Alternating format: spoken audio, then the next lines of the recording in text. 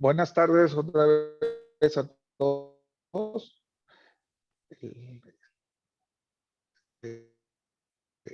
En esta ocasión va la doctora Elisa Ochoa, quien es angiólogo cirujano en el hospital encargado el manejo integral del pie diabético y el tratamiento endovascular. La doctora es egresada de la Universidad de Guadalajara y hizo el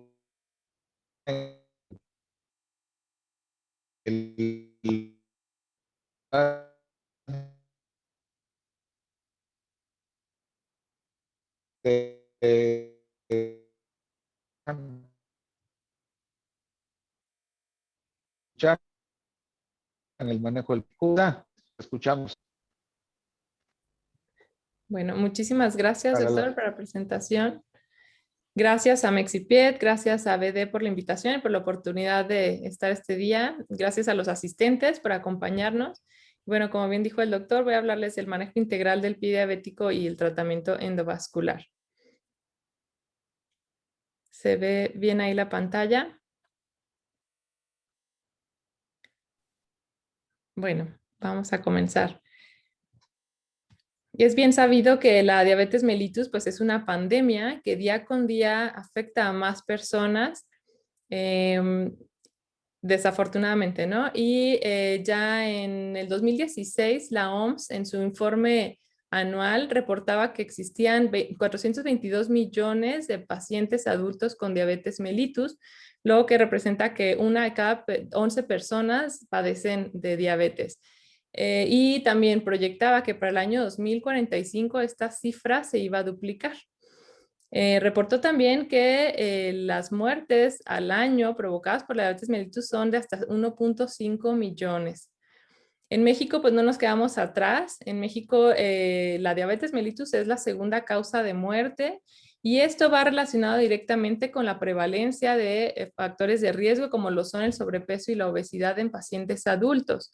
Y no solo de los adultos, sino también de nuestros niños, de nuestros pacientes más jóvenes, quienes también están presentando ya este problema de sobrepeso de manera importante. Entonces aquí en donde hay que hacer nosotros como sociedad, como médicos, concientizar a nuestra población para disminuir estos factores de riesgo que nos lleven a complicaciones más serias, ¿no? Tanto con programas de ejercicio como programas de dieta que sean pues lo más adecuado para nuestros niños. Y bueno, a manera ya entrando en materia, para saber exactamente el concepto o la definición del pie diabético, pues la International Working Group of Diabetic Foot nos dice en el año 2019 que el pie diabético es la infección, ulceración o destrucción de tejidos del pie que están asociados con una neuropatía o una enfermedad arterial periférica en la extremidad inferior de las personas con diabetes. Entonces, es importante que identifiquemos el concepto del pie diabético a diferencia del paciente que no tiene herida. El paciente que no tiene heridas es un paciente con pie del diabético si ya tiene una neuropatía o una arteriopatía. Entonces, es aquí donde debemos identificarlo. Y bueno, la incidencia de las complicaciones de la diabetes mellitus pues irán relacionadas al incremento también de la longevidad de la población. Sabemos que con nuevos tratamientos médicos, nuevas tecnologías, pues la vida de nuestra población se ha incrementado, la sobrevida, perdón, y pues con esto sus complicaciones como el pie diabético. Hasta el 34% de los pacientes diabéticos podrán desarrollar una úlcera en los pies a lo largo de su vida y estas úlceras y estos pies diabéticos pues serán la causa de hasta el 80% de las amputaciones. Estos pacientes que sean amputados, hasta el 50% podrá fallecer dentro de los siguientes 3 años que se amputen. Y recordar que cada 20 segundos existe una amputación en pacientes diabéticos.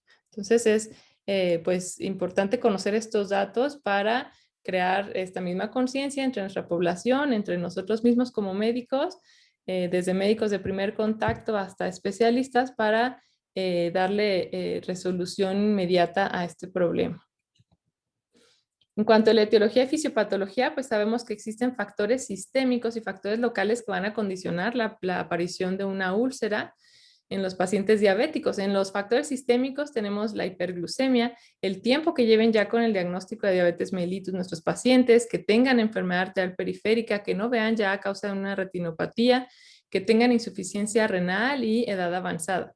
Entre los factores locales para generar una úlcera, pues existe la neuropatía diabética, que el paciente ya tenga deformidad en el pie, que use un calzado inadecuado que le condicione un traumatismo constante, una fricción constante que ocasione lesiones, que tenga callos previamente, una úlcera o una lesión previamente y que tenga periodos elevados por tiempos prolongados, y esto pues debido a la misma neuropatía diabética.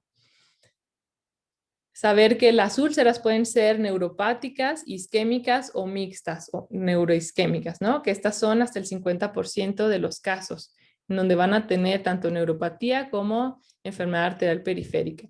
Y no voy a andar mucho, pero recordar que la neuropatía puede ser motora, sensorial o autonómica. En la neuropatía motora, pues es cuando existe atrofia y debilidad de los músculos de los pies, y esto va a causar una deformidad en las articulaciones, en los mismos huesitos que se luxen y que exista una presión plantar anormal cuando el paciente deambule. Esto va a dar lugar a que existan zonas de fricción, zonas de mayor presión y que se formen callos. Y esto que nos pueda dar se pueda presentar una úlcera. La neuropatía sensitiva es cuando existe pérdida de la sensación protectora del pie. Entonces el paciente no identificar si está frío, si está caliente, si tiene algo en el zapato o si se golpeó, no lo va a poder identificar adecuadamente, lo que nos llevará también al riesgo de presentar una úlcera. Y la neuropatía autonómica es cuando existe disminución de la sudoración del pie, entonces el pie es un pie seco, un pie que puede agrietarse y de aquí pues desarrollar úlceras. Todo esto, cuando hay deformidad del pie secundario a la neuropatía, pues se denomina pie de Charcot o neuroartropatía de Charcot, y esto pues con mucha predisposición a que desarrollen lesiones los pacientes. Cuando tenemos enfermedad arterial o enfermedad vascular, pues sabemos que existe la enfermedad micro y macrovascular, en las cuales al final del día lo que va a ocasionar es que hay una disminución en la perfusión de los tejidos, una disminución en los capilares, y esto ocasione también una herida condicionando a un riesgo elevado de pérdida de la extremidad. Si a esto, a la neuropatía y a la enfermedad vascular le agregamos que se infecta la herida, pues bueno, un riesgo todavía más alto de que se pueda perder la extremidad, que el paciente termine con una amputación. ¿Y cómo vamos a prevenir y a diagnosticar el pie diabético? Pues bueno, también la International Working Group nos dice que existen 5 puntos importantes o principales para identificar o para prevenir el pie diabético. Número 1, identificar el pie en riesgo. ¿Qué paciente va a tener riesgo? Pues bueno, hay que hacerle una historia clínica minuciosa para identificar los factores de riesgo que ya comentamos anteriormente, tanto sistémicos y locales. Si el paciente ya tuvo una lesión, si el paciente tuvo ya una úlcera, si ya requirió de una amputación, si el paciente tiene sensación de disminución de temperatura o si ha notado cambios en las uñas, en la coloración, o si definitivamente claudica, ¿no? Presenta dolor a la deambulación. Hay que inspeccionar el pie de manera adecuada, saber si tiene ya deformidad en los huesos, en las articulaciones de los pies, si hay zonas de mayor presión, con callosidades, como se ve aquí en la imagen de la izquierda. Si tiene dedos en garra, dedos en martillo, pues todo esto hay que nosotros identificarlo para saber si es un paciente en riesgo, ¿no? Identificar si existe o no enfermedad arterial periférica. ¿Cómo lo vamos a diagnosticar? Pues palpando pulsos. Todos los pacientes que tengamos que evaluar, sean o no sean diabéticos, hay que palpar pulsos. ¿Para qué? Para nosotros encontrar esa sensibilidad, aprender a palpar pulsos y discernir si tiene disminución de pulsos o simplemente los pulsos están ausentes. Entonces, recordar que los pacientes con diabetes mellitus, al momento en que les hacen el diagnóstico de diabetes, ya hasta el 21% de estos pacientes tienen enfermedad, un grado de enfermedad arterial periférica. Entonces, hay que revisar a los pacientes, hay que palparles los pulsos y aunque no tengan heridas a estos pacientes, revisarlos de manera continua, al menos una vez al año. Hay que saber también que la distribución de la enfermedad arterial periférica en los pacientes diabéticos es de predominio infrainguinal y hasta el 70% de la enfermedad de las placas de ateroma se distribuyen por debajo de la rodilla, en las arterias tibiales. Y esta enfermedad se encuentra en espejo, o sea, la enfermedad o las características de las placas de ateroma, de la enfermedad arterial que tengamos en una pierna, lo más probable es que esté en la otra extremidad con la misma distribución, entonces le llamamos que es una enfermedad en espejo. Y bueno, ¿cómo vamos a identificar si existe enfermedad arterial periférica? Pues haciendo algunos estudios. En este caso, el índice tobillo-brazo es un indicador clínico de isquemia con una sensibilidad del 93% y una especificidad del 90%. ¿Cómo se realiza el índice tobillo-brazo? Pues nosotros, haciendo uso de un estigmobaumanómetro, vamos a colocarlo por arriba de los maleolos y vamos a identificar los pulsos tibial anterior y tibial posterior. Una vez que identifiquemos los pulsos con ultrasonido Doppler bidireccional, pues vamos a localizar el flujo arterial. Cuando tengamos el flujo arterial, empezamos a insuflar el manguito del baumanómetro hasta que dejemos de escuchar el flujo de la arteria.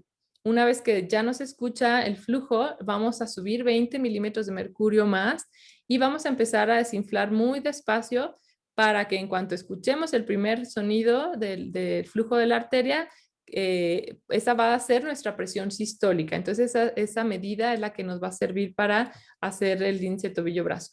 Una vez que hagamos en una arteria la medición de la presión sistólica, vamos a hacerla en la otra arteria del mismo pie, o sea, la tibial posterior como se ve en esta imagen, después la tibial anterior, después nos pasamos al otro pie y posteriormente en la arteria braquial para tener la presión sistólica. Con estas presiones lo que vamos a hacer es dividir la presión del tobillo entre la presión del brazo y vamos a tener una medición. Esta medición, si es arriba de 0.9, es un paciente que no tiene enfermedad arterial periférica, es un índice tobillo-brazo normal. Si este resultado nos da abajo de 0.8, pues probablemente el paciente ya tenga datos de claudicación, o sea, ya tenemos cierto grado de enfermedad arterial periférica. Y cuando está por debajo de 0.4, ya tenemos una enfermedad severa y lo más probable es que el paciente ya presente dolor isquémico en reposo o simplemente no manifieste que tiene dolor cuando esté en reposo, pero puede tener una lesión necrótica o isquémica, una úlcera que no cicatriza o un dedito negro como se ve en la imagen.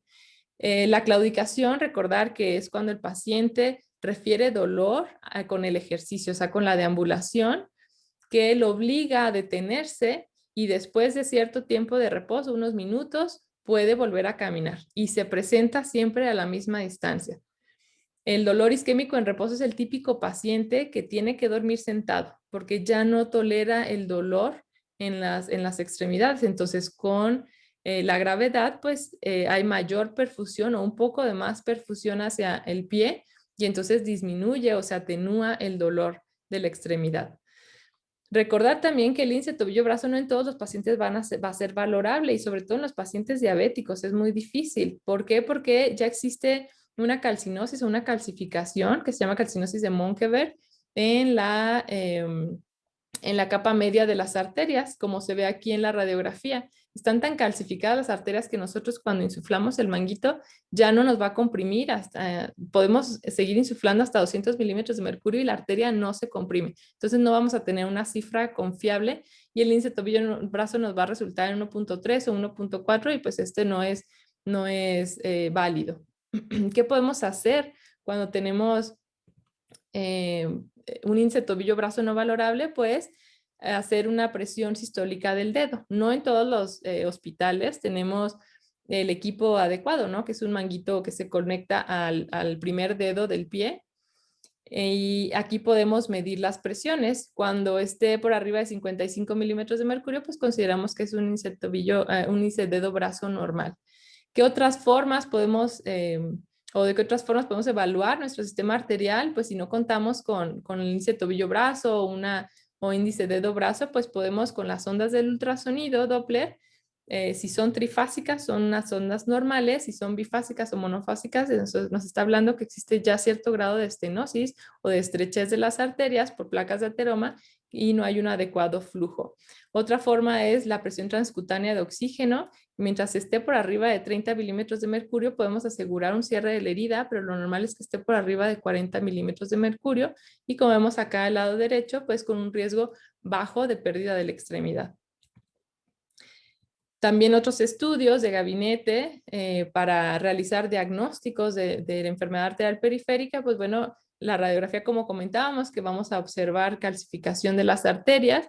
Además de la parte arterial, podremos evaluar la parte ósea y articular, en donde podemos ver que hay luxación de los huesos, que hay fracturas, que hay osteomielitis o incluso gas cuando hay datos de infección. El ultrasonido Doppler es bastante específico, hasta un 99%, nos va a diagnosticar estenosis a nivel de las arterias evaluadas. Otros estudios, bueno, la ventaja del ultrasonido Doppler es que es no invasivo, pero es operador dependiente, entonces tenemos que tener mucho cuidado al evaluar nuestros pacientes o que alguien nos valore nuestros pacientes con estos estudios. En muchas ocasiones nosotros como cirujanos vasculares lo que decidimos es hacer nuestros propios estudios para que no existan variaciones dependiendo de otros operadores. Otros estudios, pero ya invasivos, son la angiotomografía y la resonancia magnética. Estos nos ayudan bastante, pero recordemos que se utiliza gadolinio, que se utiliza medio de contraste y que hay que evaluar primero la función renal del paciente, pero definitivamente estas imágenes nos darán un panorama más extenso de cómo se encuentran las arterias de nuestros pacientes y poder determinar en qué zona hay estenosis o oclusiones y qué es lo que, y para planear también algún tipo de procedimiento en nuestros pacientes.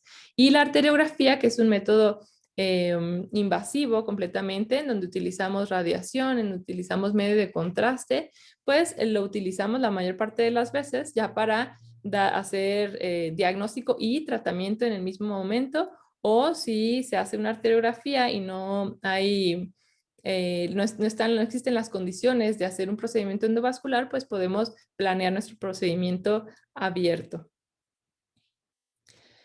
Y bueno, ¿cómo también identificamos? Otra manera de identificar el pie en riesgo, pues es con la evaluación de la pérdida de la sensación protectora del pie del paciente. Los pacientes a 8 o 10 años de ser diabéticos, el 50% ya tiene cierto grado de neuropatía.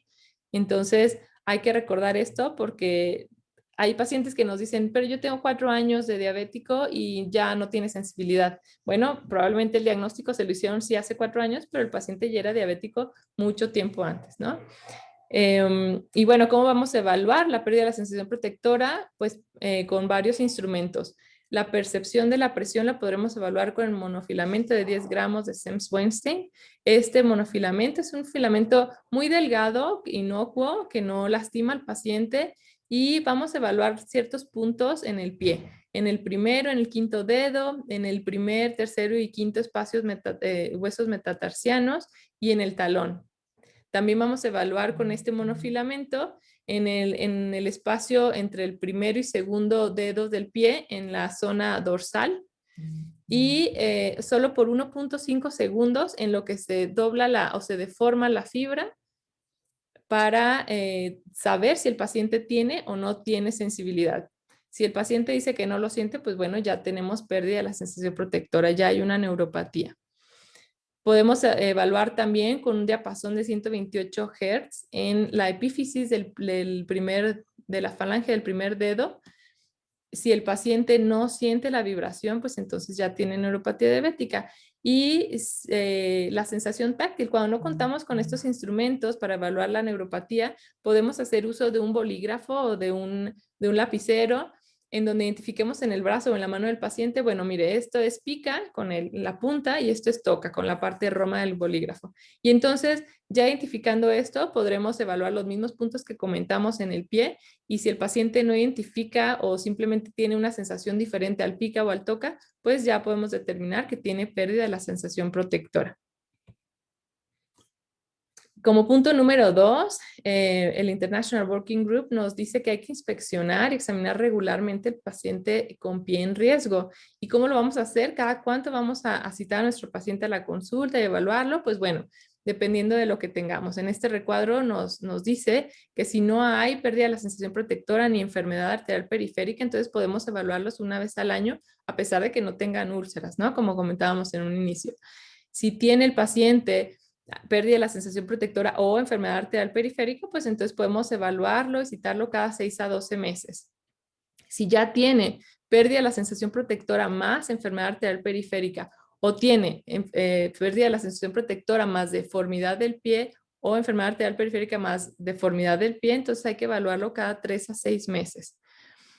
Los pacientes que están en alto riesgo de ulceración y de pérdida de la extremidad, pues son pacientes que ya tienen pérdida de la sensación protectora o enfermedad arterial periférica más alguno de los siguientes, como una historia ya que de úlcera previa, amputación mayor o menor de la extremidad y enfermedad renal terminal. Entonces, estos pacientes que están en alto riesgo hay que evaluarlos cada 1 a 3 meses, aunque no tengan lesiones. Si el paciente presenta, es importante comentar con el paciente, si el paciente presenta algún dato de anomalía en el pie entre esas citas, entre los espacios de las citas, hay que comentarle que debe acudir al servicio de urgencias si es que nos encontramos en el hospital o si tenemos, si lo estamos viendo en consultorio particular, que vaya y nos busque, aunque no se haya cumplido el tiempo. Muchos pacientes, pues, desafortunadamente dicen, no, pero me voy a esperar a mi cita y bueno, aquí es cuando perdemos mucho tiempo, ¿no? Entonces hay que educar bien a nuestros pacientes y darles la confianza para que acudan en tiempo y forma a la atención. Y bueno, como la tabla previa, pues como podemos observar, el porcentaje de úlcera en pacientes con alto riesgo es hasta del 64% y el riesgo de amputación hasta del 25%. Entonces, por eso estar vigilándolos muy de cerca.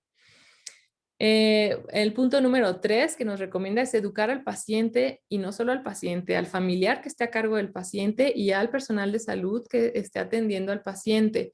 Hay que enseñarlos a cortar adecuadamente las uñas, que no sean redondas, que sea cuadrado. Hay que enseñar al paciente que si va a ir con un podólogo a cortarse las uñas, que le diga que es diabético, que tiene ya enfermedad de las arterias, que ya no tiene sensibilidad, para que ellos estén conscientes y no vayan a ocasionar alguna lesión. Si el paciente no ve por retinopatía diabética o por otro problema visual, bueno, entonces hay que decirle que él no puede cortarse ni un callito, ni un pellejito, ni la uña, que alguien más debe hacerlo.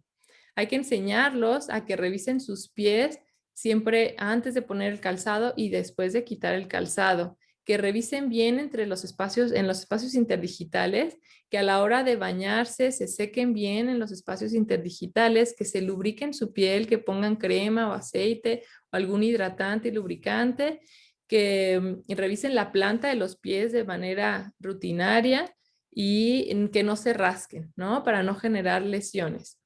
Asegurar el uso rutinario del calzado apropiado. El paciente cree que el tenis es un calzado pues blandito, a gusto, que no le causa ninguna irritación, ninguna fricción y pues bueno, es lo más erróneo que podemos tener, ¿no? El paciente debe usar un calzado adecuado para diabético. Hay que nosotros enviar a los pacientes con alguien que tengamos ya identificado de confianza que se dedique a esto, a la creación de plantillas, para de creación de calzado, etcétera, para que tengan las mejores condiciones en los pies. El paciente no debe estar descalzo en casa, y menos fuera de casa.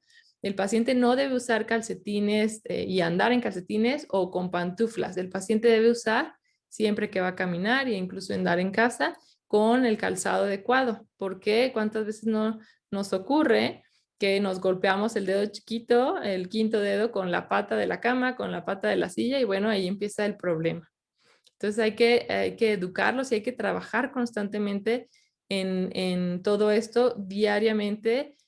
Cada vez que revisamos un paciente, aunque ya se lo hayamos dicho 20 veces, hay que volver a insistir para que tenga los cuidados adecuados. Y bueno, tratar los factores de riesgo para ulceración.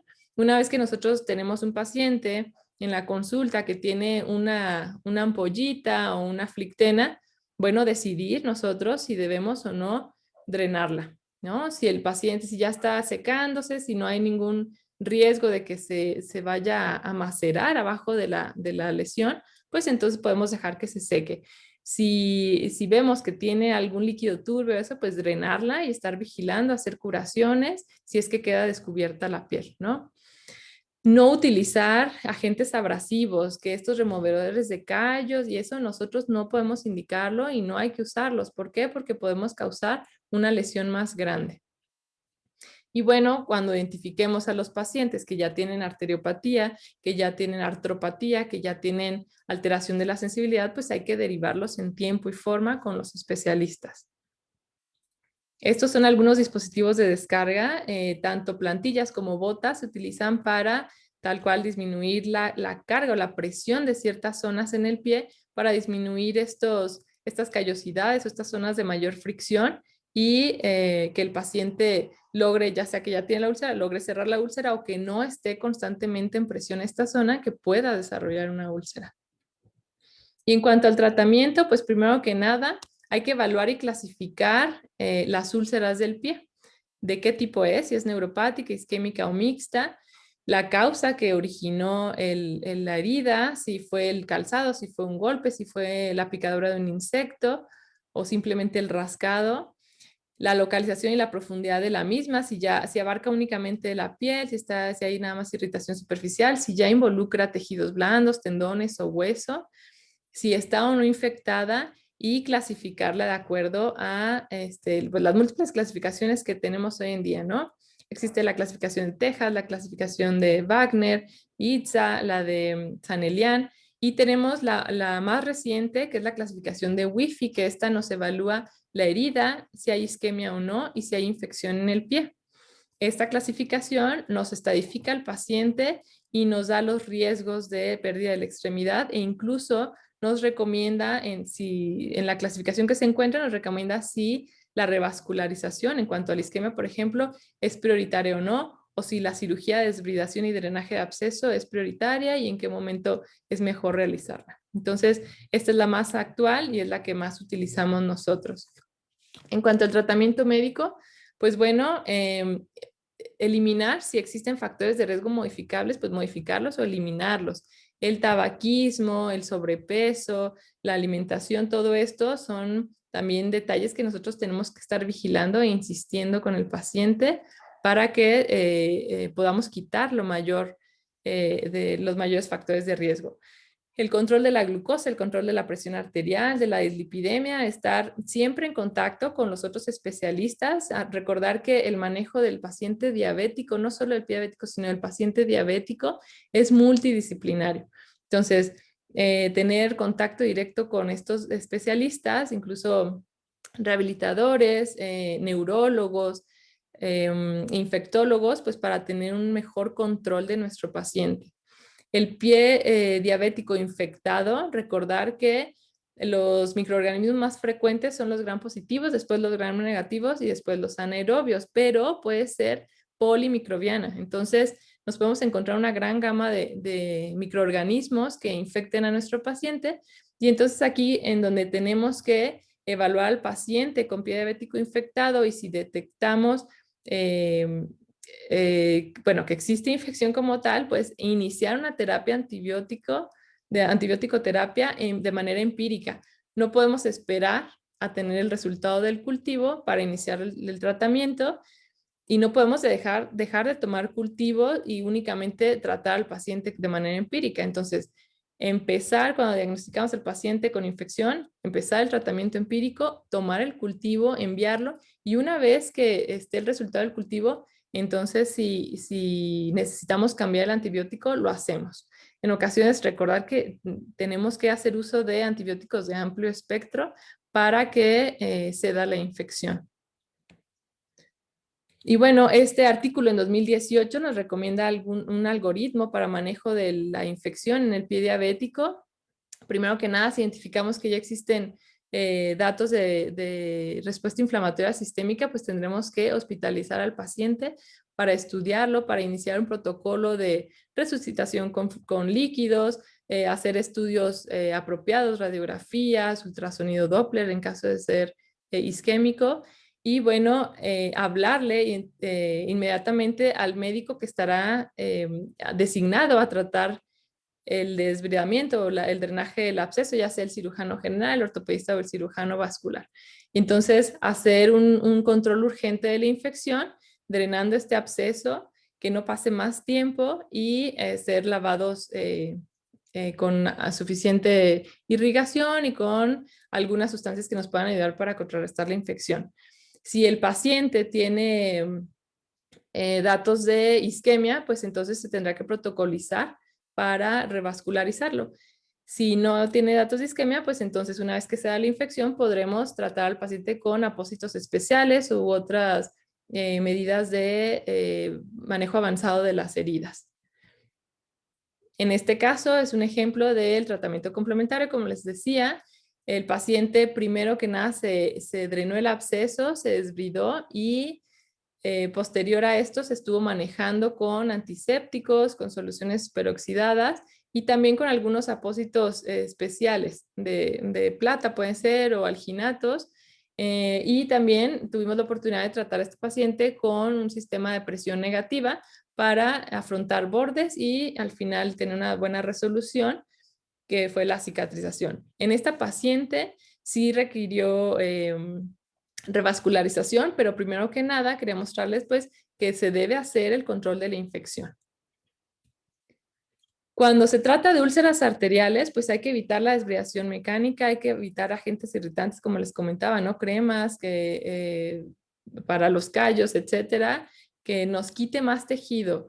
Evitar los tratamientos alternativos y con pobres resultados, como la ozonoterapia, la cámara hiperbárica. ¿Por qué? Porque una vez que tenemos las arterias obstruidas, no va a haber nada que las destape más que el tratamiento quirúrgico. Entonces, no perder tiempo, recordar que el tiempo es tejido y entre más tiempo nos tardemos en derivarlo con el especialista indicado, pues más se puede perder tejido y más riesgo de perder la extremidad. Entonces, en estos casos, pues la cirugía suele ser prioritaria.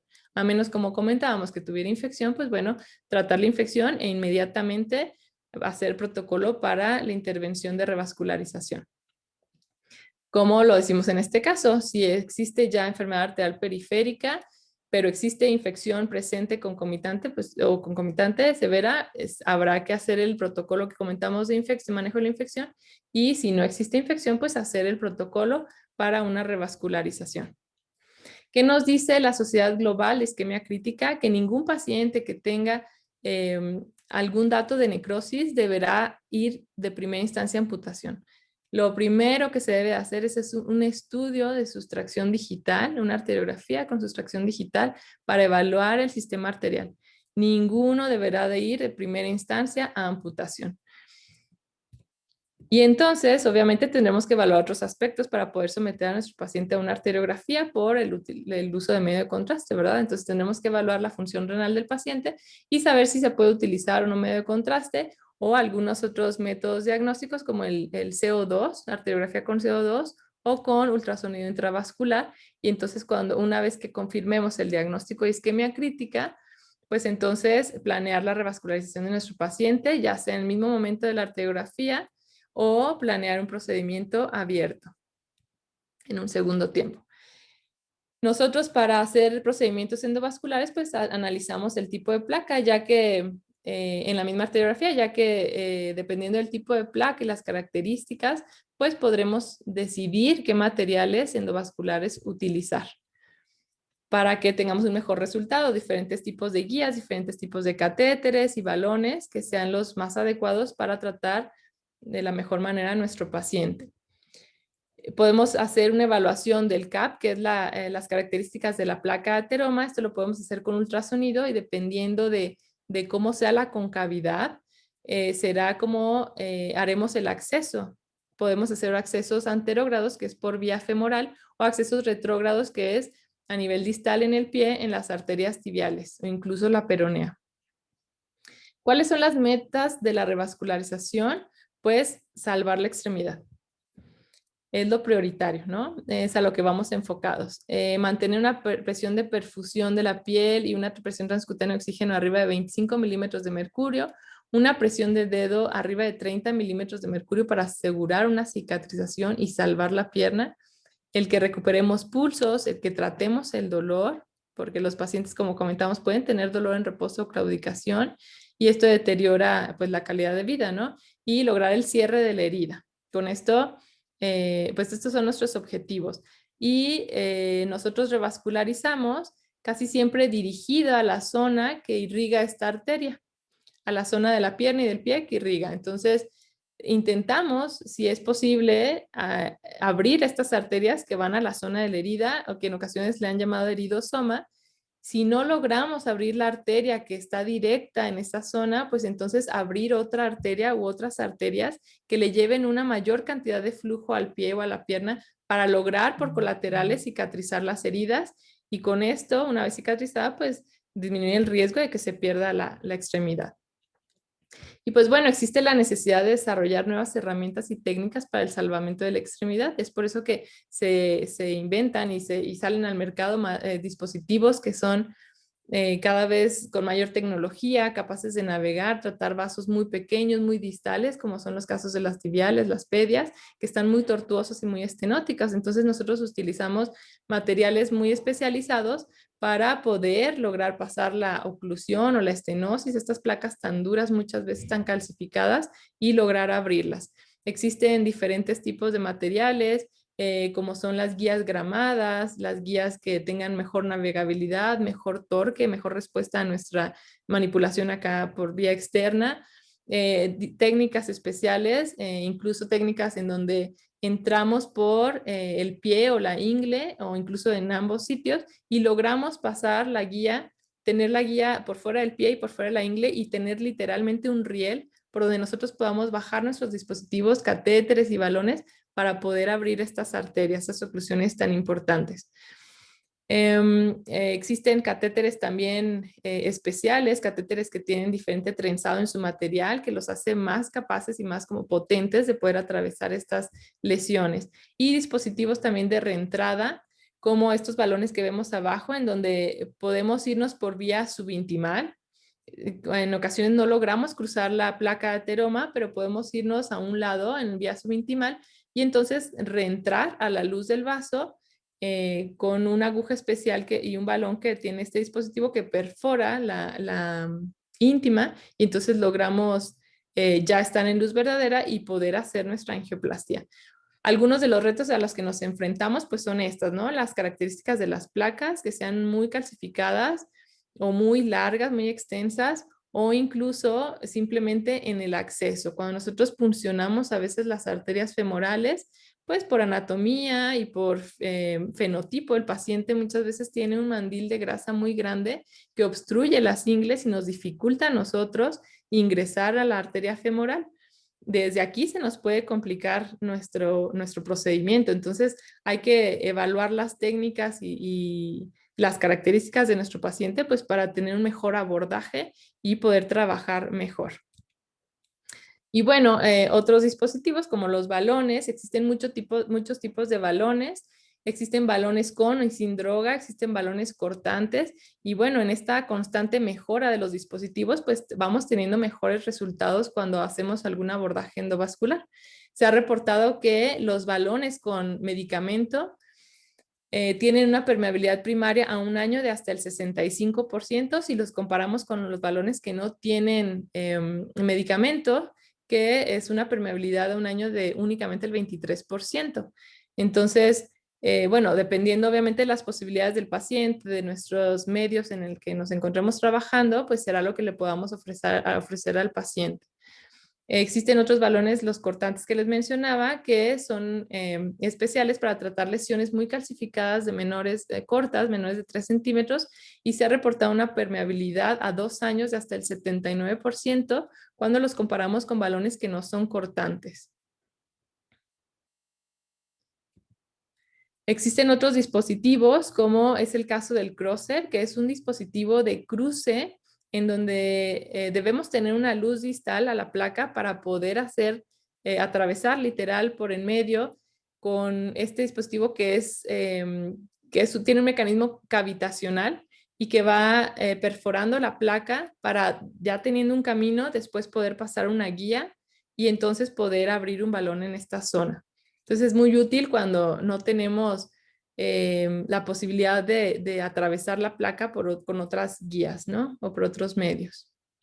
Los dispositivos de aterectomía se ha demostrado que entre más carga de placa quitemos, pues mejor le va al paciente, ¿no? ¿Por qué? Porque existe la posibilidad de que se vuelvan a cerrar estos vasos, que se vuelvan a estenosar. Entonces, si quitamos carga de placa de ateroma, pues podremos después hacer una angioplastía y tener una mejor luz y mayor permeabilidad a largo plazo.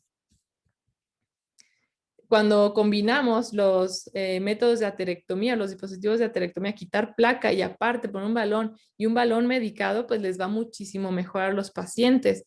Logran tener una permeabilidad a 12 meses de hasta un 84.5%.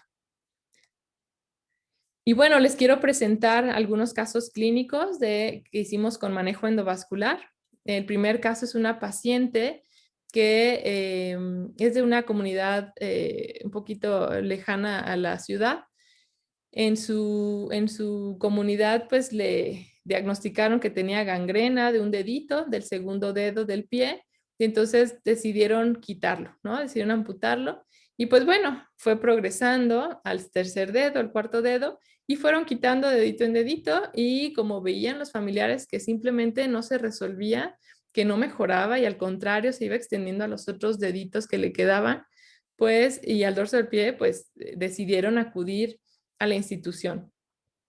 Esta paciente le hicimos una arteriografía diagnóstica en inicio y encontramos que había amputación total de la arteria femoral superficial justo en el canal de Hunter, ya en donde cambia de nombre a arteria poplitea. Y bueno, tenía, en esta imagen no se logra ver, pero tenía permeables las arterias tibiales. Entonces decidimos hacer, como tenía conservada la función renal y teníamos la posibilidad de realizarlo, pues decidimos hacer una angioplastía de la arteria femoral y de la arteria poplitea con balones. En este caso usamos balón medicado al final y con un muy buen resultado. Entonces se fijan cómo tenía colaterales en la primera imagen, que era lo que le estaba ayudando a irrigar la pierna y el pie.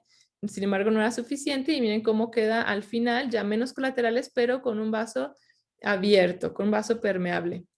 La evolución de la paciente, pues decidimos hacer una amputación transmetatarsiana, puesto que ya tenía necrosis del tercio distal del pie y evolucionó favorablemente.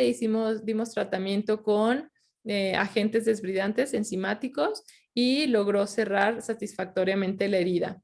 En ella no pudimos utilizar el dispositivo de presión negativa, que nos ayuda muchísimo a granular el inicio de la cicatrización, a granular la herida, pero bueno, respondió bastante bien con el uso de tópicos, de medicamentos tópicos desbridantes. Este es el segundo caso. Es una paciente también femenino que, bueno, en su hospital le decían que había que quitar un poquito de tejido, un poquito más cada vez, porque pues era la forma en que iba a lograr cerrar la herida. Y bueno, la misma historia, se dieron cuenta que no mejoraba, que al contrario, la herida se extendía. Miren cómo le quitaron, aquí en la tercera foto, cómo le quitaron todo esto de tejido y la necrosis pues se iba extendiendo cada vez más. Además de esto, empezó a desarrollar heridas en los dedos, heridas también, lesiones necróticas, algunas escaras en los dedos. Y pues bueno, ella tenía mucho dolor en reposo. Entonces acude a la consulta, le hacemos el estudio de arteriografía, vemos que la arteria femoral, a comparación del caso previo, se encuentra permeable, pero sin embargo ya en la parte distal de la arteria femoral, ya iniciando la poplitea, y en la poplitea hay lesiones estenóticas críticas de más del 50-70%, y que abajo de la rodilla pues tenemos aquí la emergencia de la arteria tibial anterior, pero ya no se le observan más vasos. Hay muchas colaterales, pero no se ve continuidad, más que en el pie, la arteria tibial anterior y pedia. Entonces decidimos como no tenía este paciente fue externa y no tenía tantos recursos, pues decidimos ir por una arteria. Recordar que entre más material, pues más costoso el procedimiento. Entonces decidimos ir por una arteria, la arteria que tuviéramos la opción y la posibilidad de revascularizar, de salvar. Sí intentamos entrar a las otras arterias, sin embargo no logramos entrar y bueno, decidimos angioplastiar la arteria desde la tibial anterior hacia proximal, hacia poplitea y hacia femoral. Con esto tuvimos un muy buen resultado, una muy buena arteria. Les digo, en ocasiones no podemos aferrarnos a rescatar las tres arterias porque es más tiempo de cirugía, más tiempo de radiación, más tiempo, más cantidad de contraste y podemos ocasionar lesiones. Entonces, dedicarnos a, si solo se puede rescatar una arteria, pues dedicarnos a esa arteria y que esa arteria quede con un flujo que nos asegure o que nos dé la confianza que va a ayudar a la cicatrización de la herida. Y bueno, fue mucho tiempo de espera para que, y de curaciones constantes, desbridaciones para que lograra cicatrizar. Sin embargo, logró cerrar la herida de manera adecuada. Estas fotos ya me las enviaron desde domicilio porque por la pandemia pues la paciente no quería salir. Sin embargo, tenía un muy buen control y muy buen seguimiento y las curaciones en casa, apoyo familiar y logró cicatrizar. Aquí están como también las heridas de los dedos mejoraron. Y pues bueno, a manera de conclusión, pues hay que identificar en tiempo y forma el pie y el paciente en riesgo. Hay que referir de manera oportuna a los pacientes para poder intervenir de manera rápida, de manera pronta y efectiva. En nuestro medio de trabajo debe existir un equipo interdisciplinario que maneje las heridas crónicas, agudas, complicadas. En ocasiones no tenemos el grupo de trabajo, pero podemos ir creando nuestras conexiones con los otros especialistas, platicar con ellos para tener esta red de trabajo, ¿no? De apoyo para poder sacar a estos pacientes de la mejor manera. El manejo de los pacientes con heridas crónicas o agudas complicadas pues debe ser eficiente, estandarizado y protocolizado. Porque este paciente lo manejo así, este paciente, bueno, obviamente con algoritmos, ¿no? Como comentamos previamente, si tiene infección, seguir el algoritmo de infección, si tiene isquemia e infección, pues seguir el algoritmo de primera infección y después la revascularización, o sea, tendrá que estar bien protocolizado. Elegir el mejor procedimiento para nuestro paciente para poder salvar extremidades, que es el objetivo, ¿no? De nosotros como cirujanos vasculares y mejorar pues la calidad de vida de nuestros pacientes. Recordar que nosotros como cirujanos vasculares o subespecialistas no podemos lograr el trabajo sin apoyo de los médicos de primer contacto o los médicos de otras especialidades. Somos un equipo y debemos trabajar como tal. Mientras trabajemos como equipo, el paciente estará en buenas manos y lograremos salvar extremidades. Y pues bueno, eso es todo de mi parte. Muchísimas gracias, espero haya sido de utilidad y pues les dejo mis datos por cualquier duda, cualquier eh, dato que quieran que les comparta. Con confianza estoy a sus órdenes.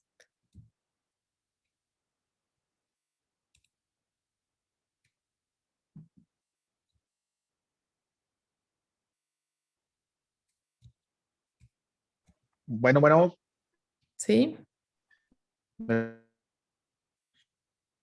muchas gracias.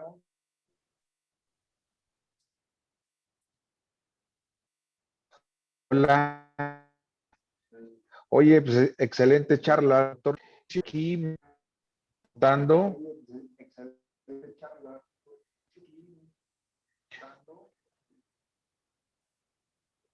Doctor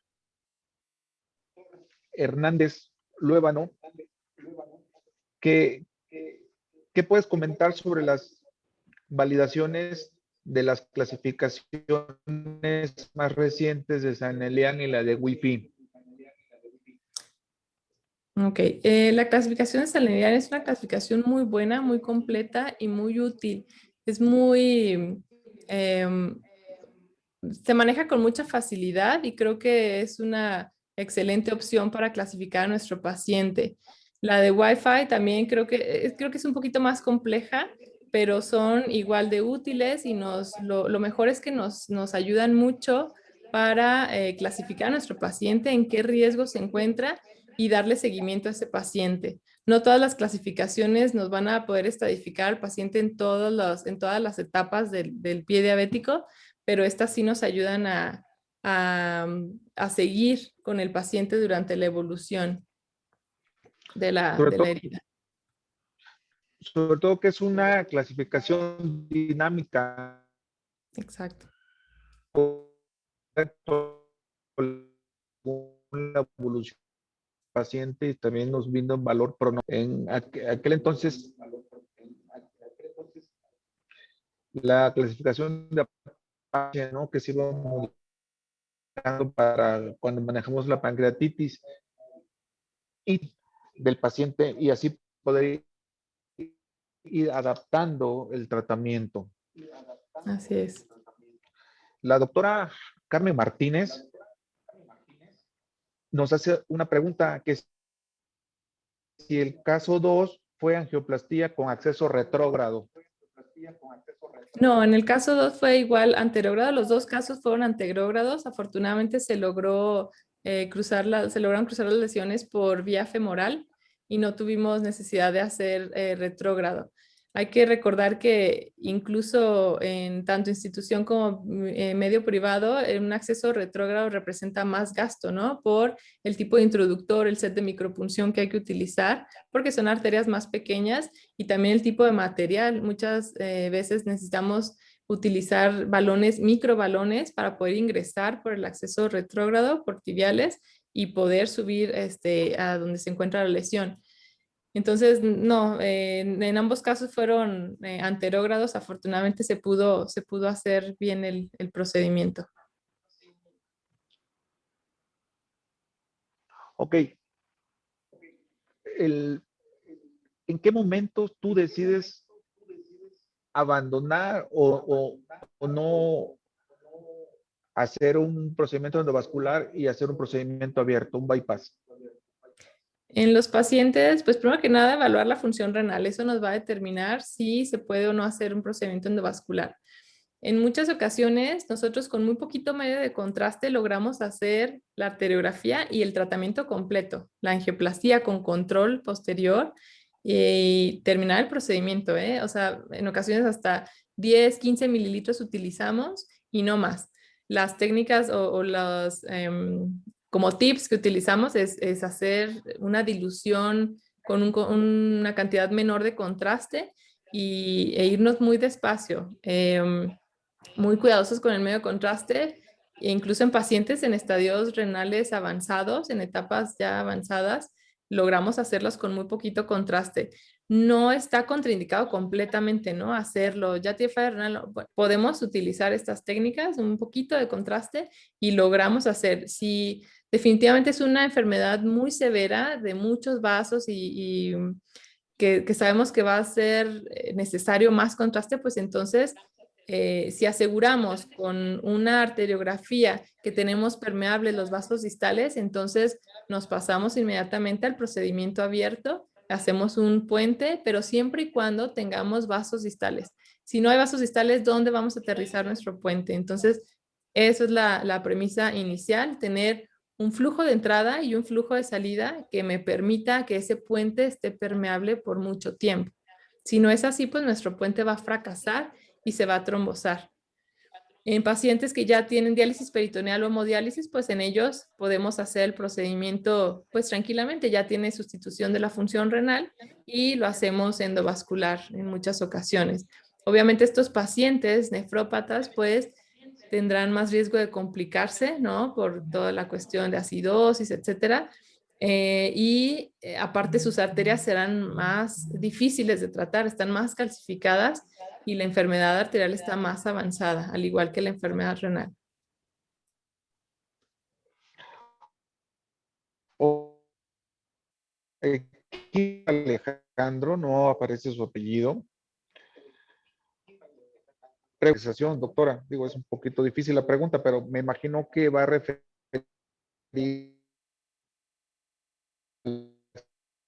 a qué porcentaje tienes tú en las revascularizaciones en En las revascularizaciones endovasculares. Sí, así lo entiendo. Ah, ok. Pues tenemos una tasa de éxito alta, afortunadamente, logramos pues hasta el 60-70% de los pacientes logramos salvar la extremidad. En ocasiones por la extensión de la lesión, de la infección o de la necrosis, pues sí tenemos que hacer amputaciones transmetatarsianas, ¿no? Como en el caso que vimos, en ocasiones perdemos deditos, pero los pacientes que hemos manejado en la institución, yo creo que sí pudiera decir que hasta un 80% tenemos salvamento de extremidad. Estamos apenas iniciando un protocolo para, desde que empezamos a utilizar la sala de hemodinamia, porque no había en mi hospital sala de hemodinamia, desde que empezamos hasta ahorita, que son 3 años ya, saber, conocer el porcentaje de salvamento de extremidad, ¿no? En nuestros pacientes. Únicamente son pocos pacientes que tenemos que hacer amputaciones supracondilias y la mayor parte de estos pacientes son pacientes que llegan con infecciones muy avanzadas.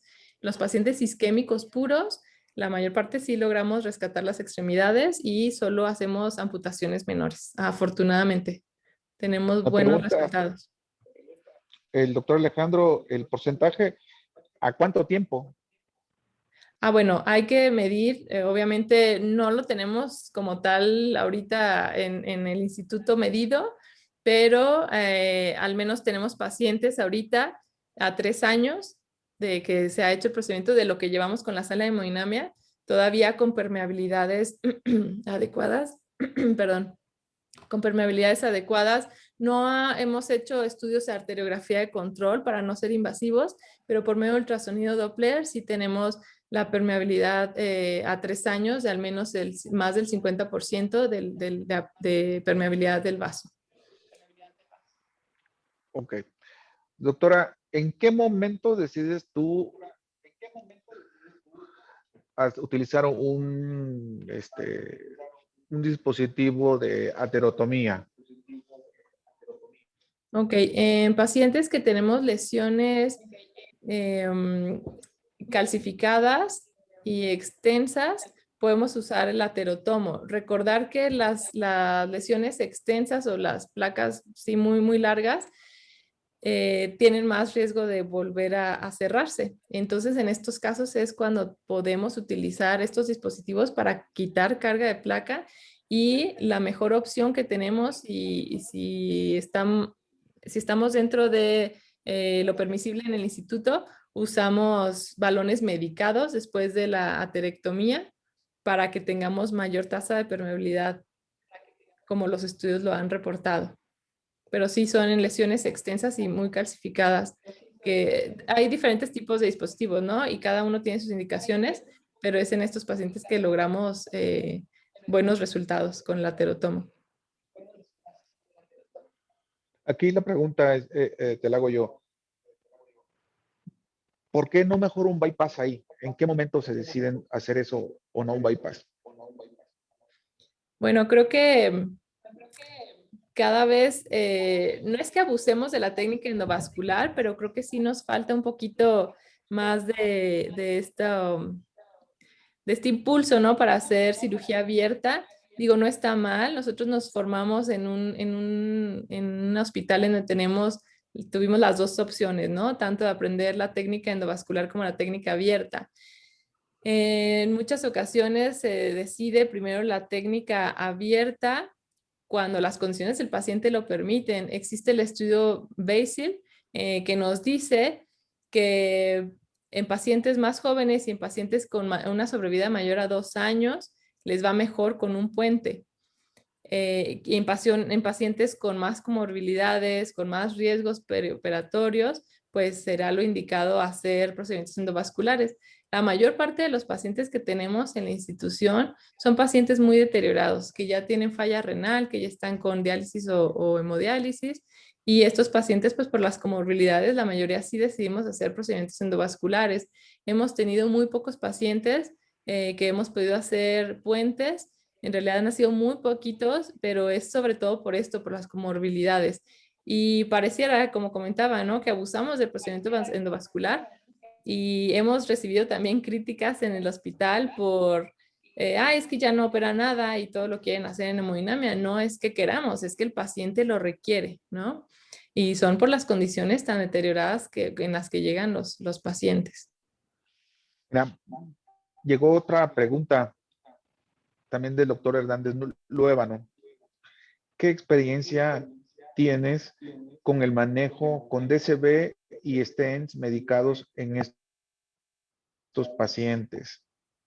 Pues cuando los pacientes lo ameritan, si tenemos lesiones muy calcificadas y muy largas en vasos tibiales, si hemos utilizado balones con droga, les va bien a los pacientes. Sin embargo, la mayoría de estos son pacientes muy deteriorados y no alcanzamos a ver resultados. Hemos tenido muchos pacientes que fallecen, no por usar el balón medicado o el stent medicado, pero por las condiciones en general de sus enfermedades, de la insuficiencia renal, de la diabetes.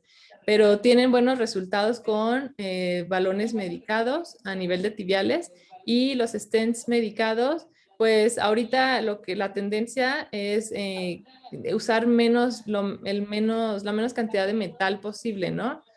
Entonces decidimos utilizar más balones medicados o aterectomía más balón medicado. Entonces, incluso si los pacientes tienen una lesión muy larga y oclusiva, sí hemos utilizado los stents en zonas largas, en femoral y poplitea, y hemos tenido buenos resultados. Eh, pero sí, en lesiones tibiales, que son la mayor parte de nuestros pacientes diabéticos y renales, hemos tenido también adecuados resultados como los medicados. Sin embargo, muchos de estos no alcanzamos a ver como resultados, ¿no?, fidedignos, porque han fallecido por la misma patología renal, por complicaciones de este tipo. Úrsula pregunta, ¿se puede usar la alta frecuencia con ozono en un paciente diabético? Pues son terapéuticas alternativas que tienen muy buenos resultados para cicatrización de heridas en pies diabéticos. Aquí lo importante, digo, si las arterias están abiertas y tenemos buen flujo arterial, la herida va a cicatrizar, ¿no? Como decía el jefe por ahí, el doctor Rodríguez Trejo, lo laves con agua y jabón o lo laves o le pongas mil cosas, si las arterias están abiertas, la herida va a cerrar. Entonces, podemos utilizar, sí, para acelerar los medios de el tiempo de cicatrización con múltiples terapias. Se ha comprobado que tienen muy buenos resultados, pero hay que determinar en quiénes sí y en quiénes no. Obviamente, un paciente infectado, pues no lo vamos a mandar de primera instancia. Hay que controlar bien la infección, hay que revascularizar si es necesario y entonces sí poder usar terapias de otro tipo, ¿no? O terapias avanzadas, o parches o alginat, lo que sea, para lograr o acelerar un poco el cierre de la herida. Pero mientras no tenga infección el paciente y tenga una adecuada irrigación, entonces seguro va a cicatrizar esa herida. Otra pregunta, en un paciente isquémico e infectado, ¿qué haces primero? ¿Revascularizar o retirar tejido infeccioso? Primero, retirar la infección. Se drena el absceso, incluso drenamos abscesos en urgencias. Si el paciente está isquémico, no importa. Si tiene un absceso, ahí mismo. En muchas ocasiones nos ayuda el hecho de que tengan ya neuropatía para poder drenar ahí el absceso, hacer una curación, pasarlo a piso, continuar curaciones y en cuanto tengamos el espacio en sala de hemodinamia, si es que si es candidato de hemodinamia, y la mayor parte de los casos infectados sí lo es, porque pues se nos puede infectar el injerto, ¿no? Entonces los pasamos a sala a piso y después, en cuanto exista el espacio, los pasamos a revascularización endovascular. No entendí esa parte de que se puede infectar. Cuando tenemos un pie diabético infectado, si nosotros decidimos como primera instancia hacer una revascularización con un injerto, pues el riesgo de infección es más alto, ¿no? Por la contigüidad del sitio de aterrizaje del injerto. Si pensamos en hacer un injerto distal, que son la mayor parte de nuestros pacientes diabéticos con afectación de vasos tibiales, pues el injerto en muchas ocasiones tiene que ser distal hasta vasos tibiales y las infecciones pues están ahí en el pie y pueden contaminar el injerto y bueno, ser una catástrofe y fallar, terminar por fallar el injerto. Entonces, en estos casos, sobre todo en infecciones, nosotros decidimos tratar la infección y si necesita revascularizarse, se hace una revascularización por vía endovascular. ¿Qué experiencia tienes, doctora, con la arteriolización o qué opinas de la arteriolización de la vena safena? No tengo mucha experiencia, tuvimos únicamente un caso, desafortunadamente falló. Teníamos permeable las arterias distales, el flujo hacia arterias distales, ya teníamos flujitos, el injerto seguía permeable, pero desafortunadamente en este caso falló los vasos más distales, no hubo una buena apertura de los vasos distales y bueno, fracasó la arterialización. Aparte que se agregó infección en este paciente. No tengo mucha experiencia, pero creo que cada vez va tomando más sitio y la técnica se va especializando cada vez más para obtener mejores resultados. Entonces, yo soy partidaria de que si el paciente ya no tiene otra opción y es candidato para el procedimiento, que se haga el procedimiento de arterialización. Ok, bueno, ya no veo más preguntas. No sé si quieres agregar algo, doctora, para poder cerrar tu participación. Si alguien más del grupo que nos están escuchando tienen alguna otra pregunta, adelante, o algo que quieras agregar, Lisa.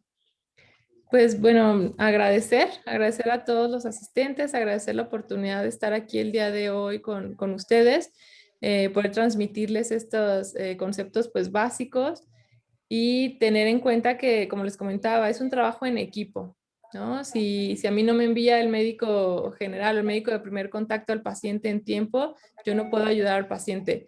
Y así, es un círculo que debemos continuar y hacer crecer estas como ramas, estas conexiones entre los especialistas para tener un mejor desenlace para nuestro paciente y la finalidad que es salvar las extremidades, ¿no? Y mejorar la calidad de vida de los pacientes. Pues nada más. Eh, Te felicito por tu gran charla y por esta labor que estás emprendiendo de salvar piernas, de salvar extremidades y para reforzar, antes de amputar cualquier paciente, hay que hacer una valoración de la circulación, una valoración vascular, no se vale amputar nada más, porque sí, y siempre ofrecerle la oportunidad de revascularizar y salvar la pierna al paciente. Muchas felicidades, te felicitan en el chat y en lo personal también te agradezco la participación, el tiempo y también le agradezco al doctor Neftalé Rodríguez, presidente de nuestra Asociación Mexicana de Pie Diabético, por la oportunidad que me dio de poder coordinar esta charla con personas valiosas como tú y como todos los que nos están escuchando. Muchas gracias, Les doctor. notifico también que el Congreso de la Asociación Mexicana de Pie Diabético se va a llevar a cabo el 25, el 26 y el 27 de noviembre en el Hotel Fiesta Americana Reforma. Va a ser híbrido, va a ser presencial y virtual. Y también los invito a los que quieran participar que empiecen a mandar los trabajos aquí a la Mexipiet, a la Asociación Mexicana de Pie Diabético, para poder así enriquecer más esta labor que tenemos nosotros y poder ayudar más a nuestros pacientes y evitar mayor pérdida de extremidades. Sin otra cosa, yo agradezco a todos los que nos escucharon, a todos los que se unieron a esta charla, a ti te felicito y nos vemos en nuestra siguiente sesión académica de Amexipiet. Un también agradecimiento a todos los que hicieron posibles técnicamente esta charla mediante esta plataforma de Zoom. Muchas Gracias a gracias a todos. todos. Gracias, doctor. Buenas tardes. Hasta luego. Bye, bye.